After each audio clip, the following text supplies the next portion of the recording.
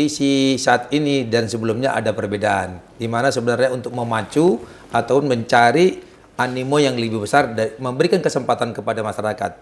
Ya, di mana perubahan usia maksimal menjadi 24 tahun merupakan tindak lanjut dari penambahan usia pensiun Bintara Tamtama yang semula 53 tahun menjadi 55 tahun. Di mana hal ini pada revisi Undang-Undang TNI nomor 34 tahun 2004. Kemudian perubahan usia maksimal yang semula 22 tahun menjadi 24 tahun. Untuk pengurangan batas tinggi untuk khususnya calon tamtama dari semula 163 cm menjadi 158 cm. Hal ini merupakan upaya dari Mabes TNI Angkatan Darat untuk memberikan kesempatan yang luas bagi pemuda terbaik Indonesia yang memiliki potensi untuk bergabung menjadi prajurit TNI.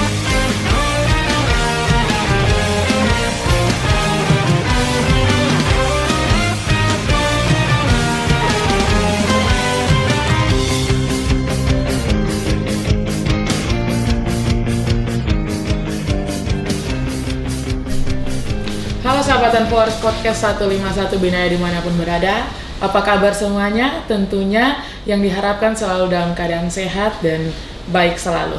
Dan kembali lagi bersama saya, Terdakwa Travela Aprilia Masasail, tentunya di rumah podcast 151 Binaya. Saya ucapkan selamat datang kepada sahabat-sahabat semua, tentunya followers podcast 151 Binaya. Baik sahabat-sahabat semuanya, kali ini kita akan berbincang dengan narasumber kita. Siapakah beliau? Langsung saja kita sapa Bapak Danrem 151 Binaya. Selamat malam Bapak. Selamat malam Mbak Ella. Siap. Dan semua rekan-rekan yang ada di wilayah Maluku pada khususnya. Terima kasih. Baik sahabat-sahabat sekalian, untuk kita ketahui malam ini kita akan berbicara dengan Bapak Danrem 151 Binaya tentang penerimaan prajurit TNI AD, Jalur Bintara dan Tamtama. Namun sebelum itu, untuk sahabat-sahabat juga lebih mengenal siapa Danrem kita persilahkan untuk Bapak Danrem 151 Binaya untuk memperkenalkan diri. Baik, untuk mengangkatkan diri pada rekan-rekan semuanya, saya akan memperkenalkan diri saya.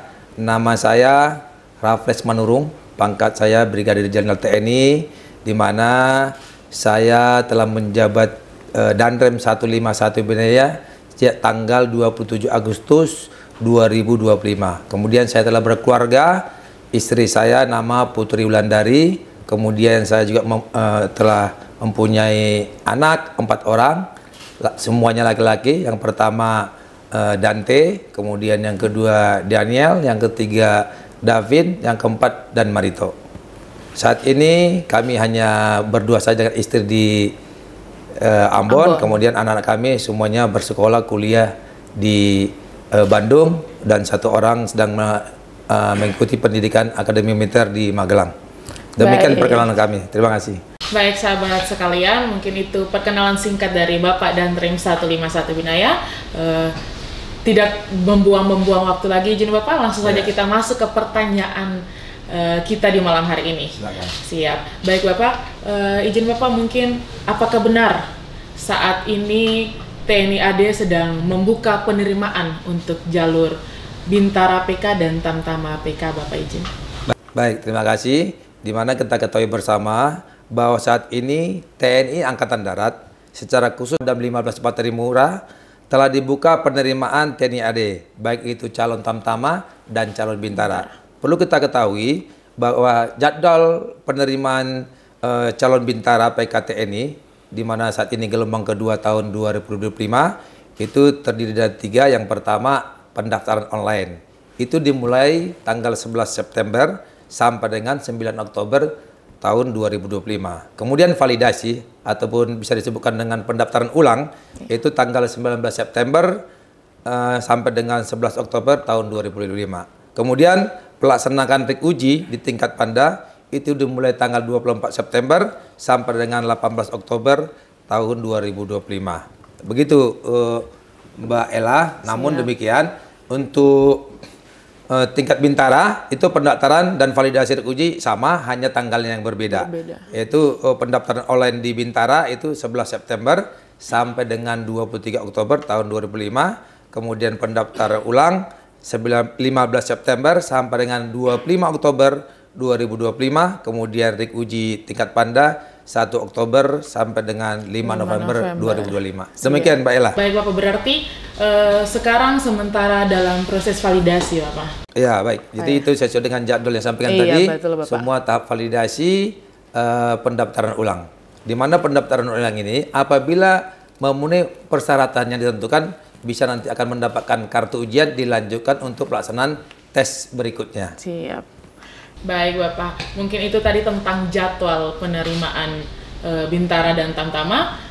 Izin Bapak, bagaimana ketentuan penerimaan calon Bintara dan Tamtama yang mungkin berbeda dari sebelumnya Bapak izin? Baik, terima kasih Mbak Ella ya. Siap. Kita ketahui kondisi saat ini dan sebelumnya ada perbedaan. Di mana sebenarnya untuk memacu atau mencari animo yang lebih besar, memberikan kesempatan kepada masyarakat. Ya, di mana perubahan usia maksimal menjadi 24 tahun merupakan tindak lanjut dari penambahan usia pensiun Bintara Tamtama yang semula 53 tahun menjadi 55 tahun.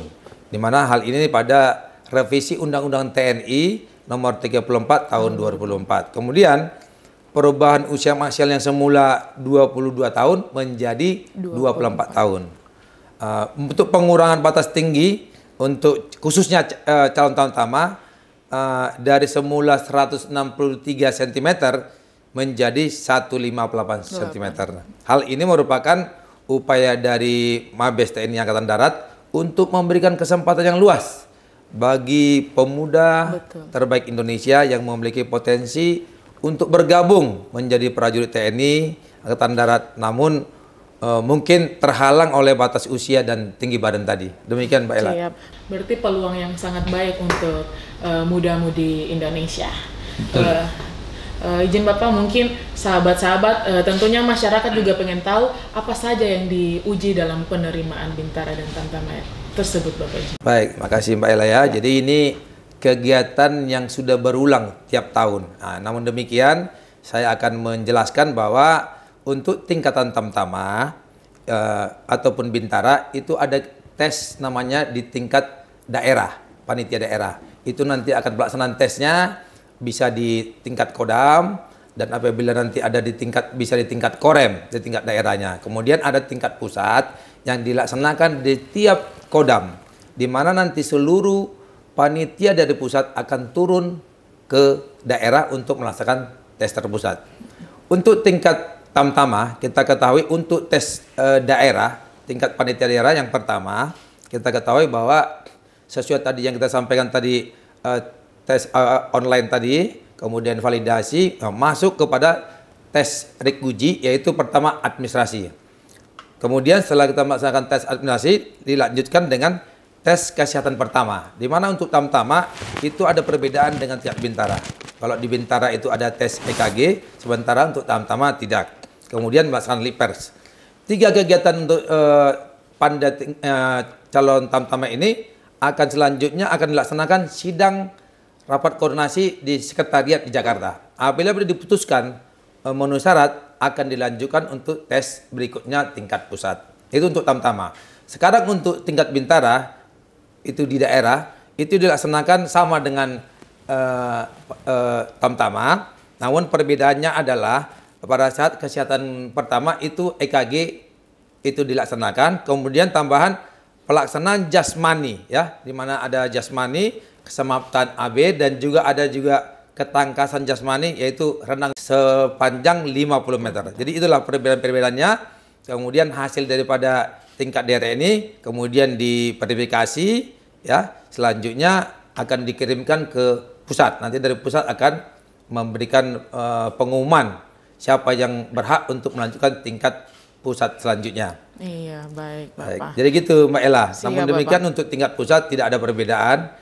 Yang kita lakukan dulu bahwa tes yang dilakukan tingkat pusat Tamtama pun Bintara, itu yang pertama adalah kesehatan pertama dan kedua, kemudian ada jasmani, kemudian ada psikologi, lead pers, kemudian jelas nanti setelah selesai semua tidak lakukan prasidang dan juga pantoir. Setelah ditentukan, kemudian kita ketahui siapa sebenarnya yang berhak akan bisa mengikuti pendidikan selanjutnya. Demikian, Mbak Ella. Betul.